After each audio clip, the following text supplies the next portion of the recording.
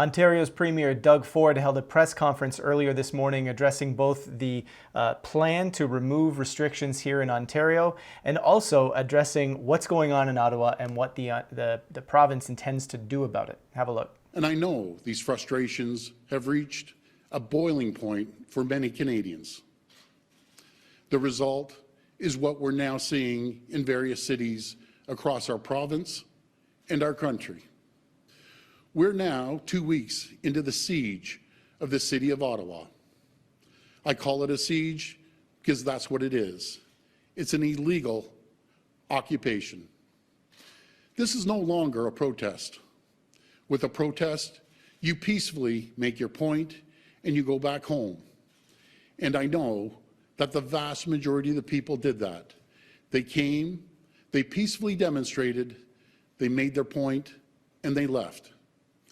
And I want to say to those people, you've been heard loud and clear. Canada has heard you. My message to those still in Ottawa, to those at our border crossings, please go home. To those of you who have brought your children, please take them home. I urge you, it's time to leave. So let me be as clear as I can. There will be consequences for these actions, and they will be severe. The eyes of the world are upon us right now, and what they are seeing is not who we are. It's not what Canada is about. This is not how we try to change things here in Canada. We do it through the ballot box because we are Canadian, and we are better than that. And so, as a province, as a nation, we must collectively draw a line. We must stand for the values that define us. So we continually see politicians say things that I just, you come back to it and it's like, are they out of touch or are they just playing politics here? Right? I mean, there's options. But the general point is it's like, do you really think that by standing up in front of a podium on a television set that people are suddenly just going to be like, oh yeah, you're right. I'm just going to get in my truck and I'm going to leave.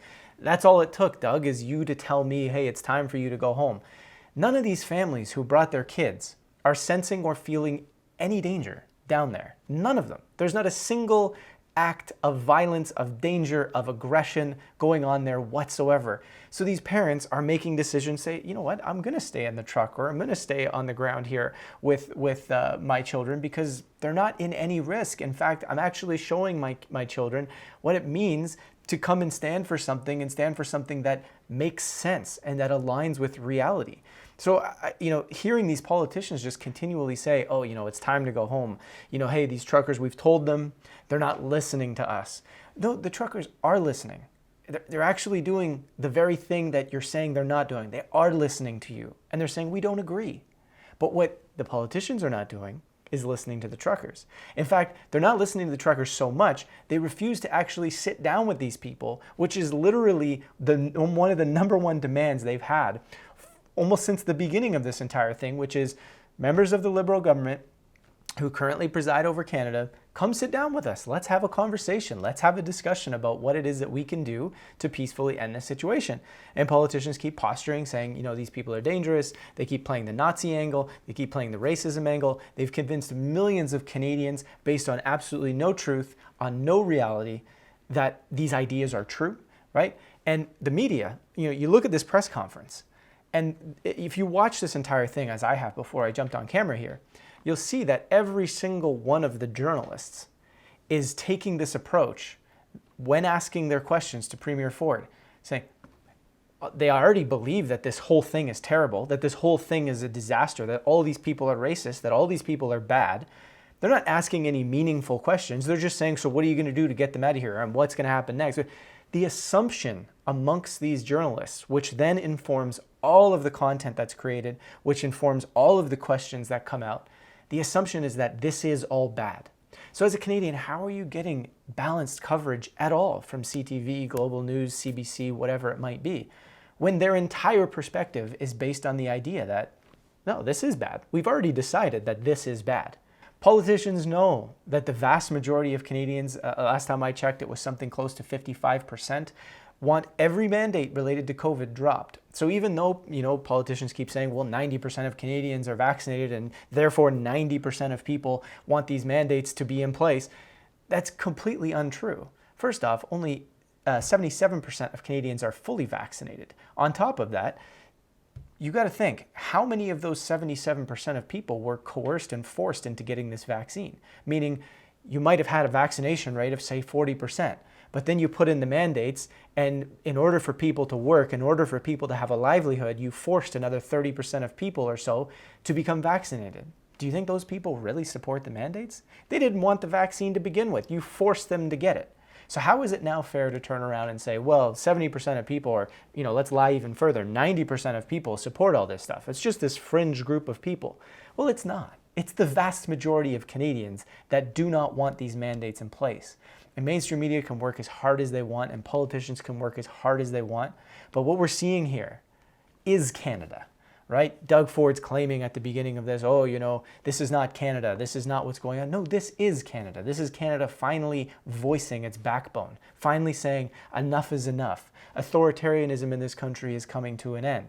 And what we have to do is recognize that it's time to change what's going on. The people are not on your side, politicians. They're not on your side. You might have a loud group of people saying, no, we need to keep everything. We're terrified, we're terrified, we're terrified. Take some responsibility for the fact that you created those terrified people.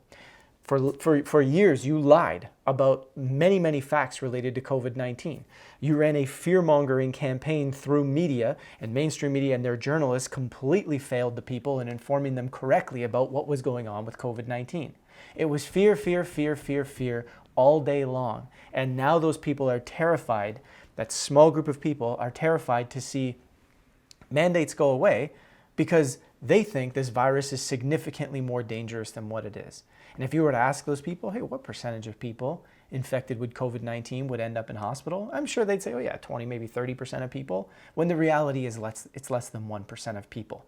So what has happened here is we're seeing government, we're seeing media, we're seeing the people that keep saying, what are these tyrants in Ottawa doing? Why are they taking this city under siege and occupying it? But are they taking any responsibility for the fact that they created this bed? They pushed Canadians to this edge. No responsibility. We're seeing no maturity from politicians. We're seeing no maturity, no growth within mainstream media to come and take ownership for what they've created here.